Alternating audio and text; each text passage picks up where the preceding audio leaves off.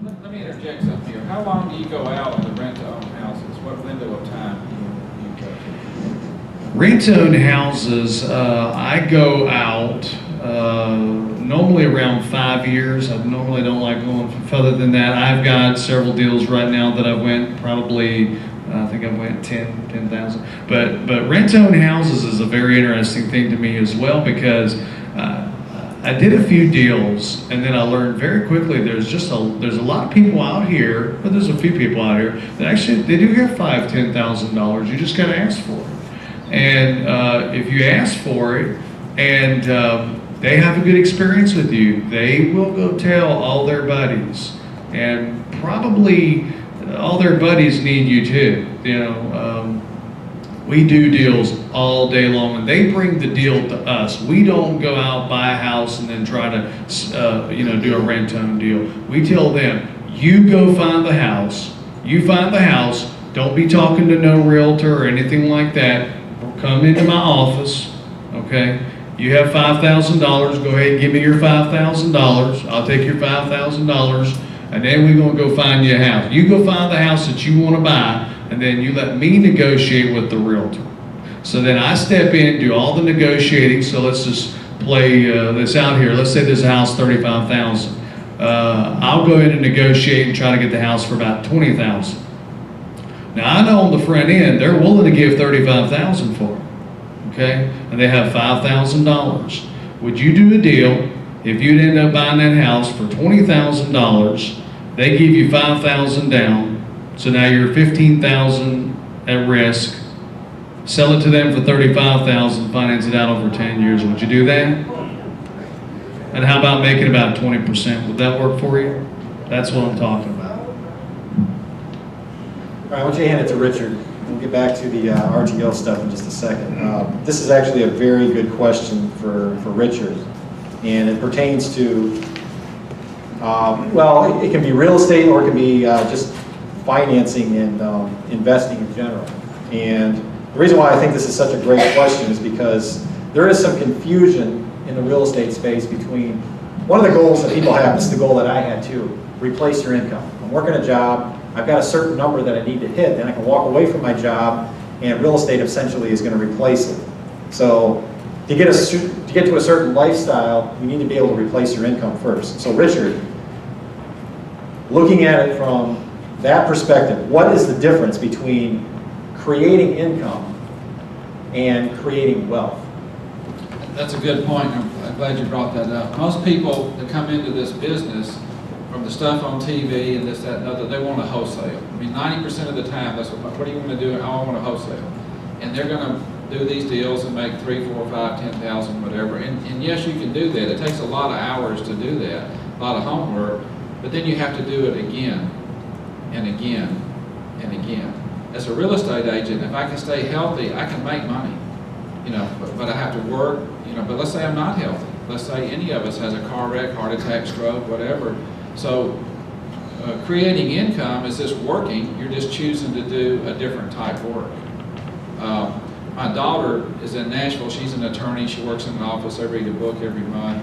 And she passed one on to me called Drive, and I shared it with Jim a while back. But what it's talking about is why people work, what do you want to work, and the best job is where you control your own time. That's the consensus I got out of the book. Well, as real estate agents, real estate brokers, real estate whatever, we control our own time, and we got the perfect jobs, but you have to work a lot of hours. So now that's creating income.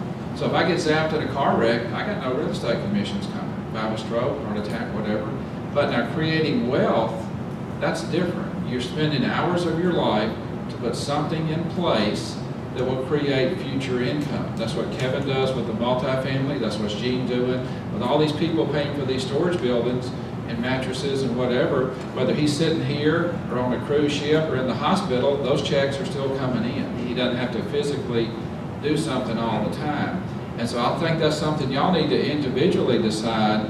And that's what I said, like the 18-year-old, work as hard, as fast as you can to get that momentum built up to where, one, you don't need the partner, now you've just doubled your income.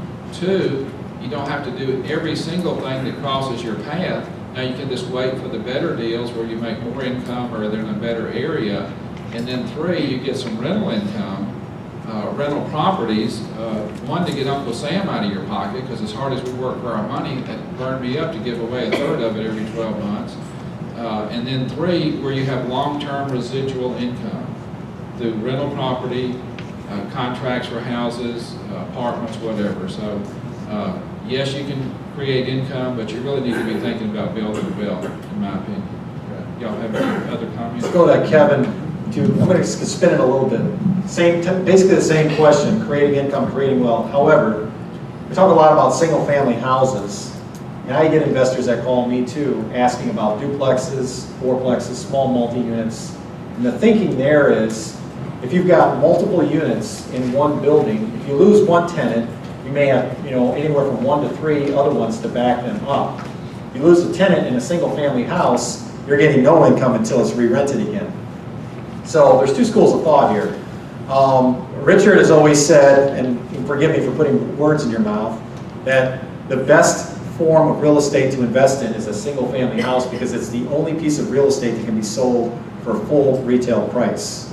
Every other form of real estate, essentially you're going to be selling at a wholesale price or at a discounted price because you're going to be selling likely to another investor. So there's a little bit of a difference of philosophy here, and I don't want to create too much friction between these guys because Gene is in the middle and Gene's health is important.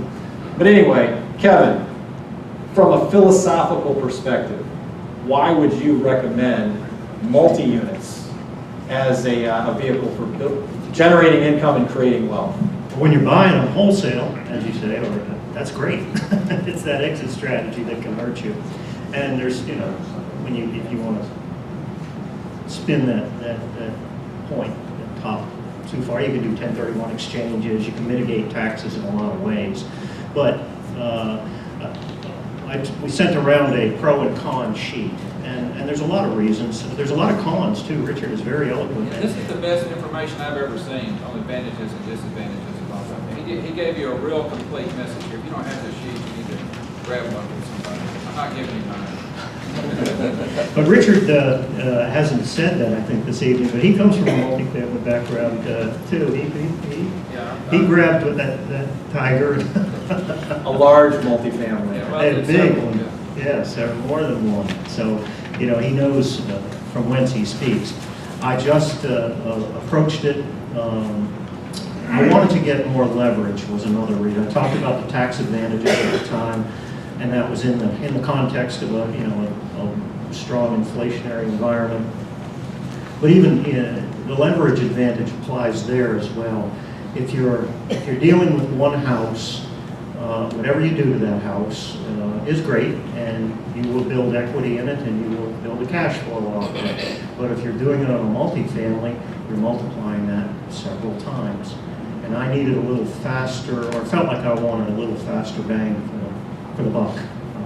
So that's what attracted me to it. How many doors are you managing right now?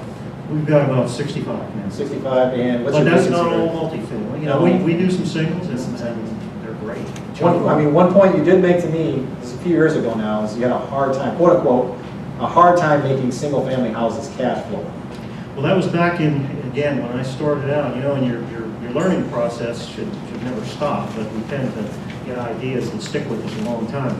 Back in those days, the old 1% rule was pretty strong. I don't think it's as prevalent as it was then. 1% rule meaning if you rent a house, it's going to bring in about 1% of its retail value. So if you have an $80,000 house, that's probably going to rent for about $800 back then.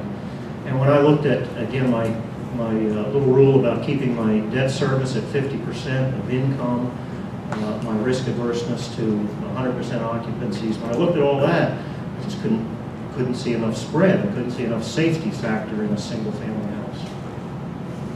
Very good. Why don't you keep the microphone? Next one is for you, and then Richard, and then I got another question for Gene. This is a question about banks. What banks do you find are the most investor friendly? Well, what day is this? It changes. Is investor friendly bank an oxymoron? Well, how greedy is the bank on that day versus another day? banks are like investors, the old rule that there's only two things that drives investors: greed and fear. And if the bank is, feeling a little greedy, wants to bump up their income, yeah, they'll look at investors, and then they get cold.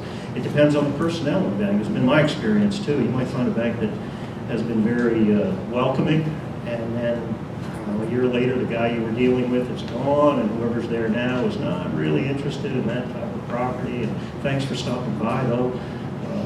And then you get a call. I got a call today. Let's go out to lunch and talk about what you want to do. So right now, I'm finding the smaller local banks are more amenable. Are looking for. They're looking for. If you walk into Bank of America, probably not going to happen. Bank of Bartlett, or a local bank like that. Citizens National is one bank that I got some investing or financing through when I got started 7, 8 years ago. Those types of banks, correct? That's correct. And not only are they more in tune with the market, there's usually it's a little more expedient getting things through. Once you actually decide to go with them, you got local underwriting to some extent. It's just easier to deal with them. Yeah. They're a little more